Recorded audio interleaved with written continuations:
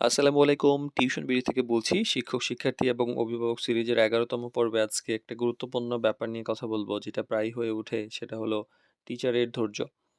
তো এইটার আসলে অনেক মূল্য। তো যেটা হয় যে অনেক সময় দেখা যায় যে একজন গার্ডিয়ান আমাদেরকে ফোন করে বলেন যে একজন ধৈর্যশীল টিচার দেন। মানে অনেকেই বলেন আরকি। তো এই যে ধৈর্যশীল যে ব্যাপারটা, এইটা মানে পড়ানোর ক্ষেত্রে অনেক গুরুত্বপূর্ণ একটা ভূমিকা পালন করে। মানে এইটা একটা শিক্ষকের সবচেয়ে শক্তিশালী কিন্তু অদৃশ্য গুণগুলোর মধ্যে একটা।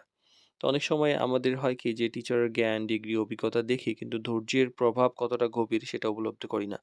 ক্লাসে শুধু বকাবকি, মারামারি করলেই একজন শিক্ষক ভালো শিক্ষক হয় না।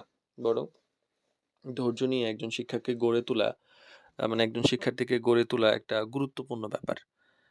তো যেটা হয় যে আ সব শিক্ষার্থী কিন্তু একরকম হয় না। কেউ দ্রুত বুঝে, কেউ বারবার বোঝাতে হয়, কেউ প্রশ্ন করতে দ্বিধা করে, কেউ কথা বলে না, কেউ introvert, কেউ extrovert, কেউ আবার ভুল করলেও ভয় পায়।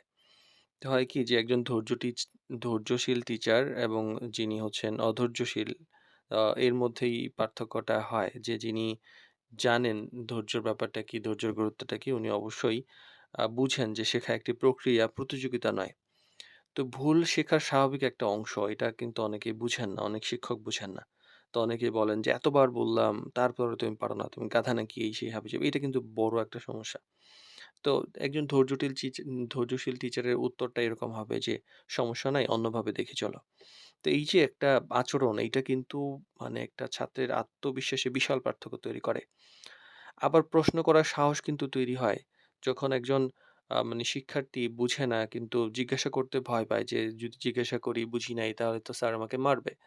তো এইটা আ সমস্যায় মানে একটা খুব গুরুতর সমস্যা। তখন মানে টিচারের হওয়া উচিত এমন যে প্রশ্ন করাটা স্বাভাবিক হওয়া উচিত। ভুল করা লজ্জার নয়। মানে এই যে বুঝা বা না পড়া, এটা একটা গ্রহণযোগ্য। এটা শেখাটা এখান থেকে শুরু হয়।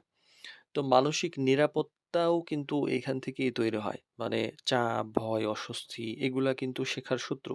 তো ধৈর্যশীল শিক্ষক কিন্তু শিক্ষার্থীকে সময় দেন, অগ্রগতি ধীরে, ধীরে হলেও উনি মেনে নেন। চাপ না দিয়ে উন্নতির পথে মানে শুরু করেন, একদম বেসিকটা ধরে দেন। ফলে কি শেখা স্থায়ী হয় এবং লাইফ টাইম এই শিক্ষকের কথা মনে থাকে।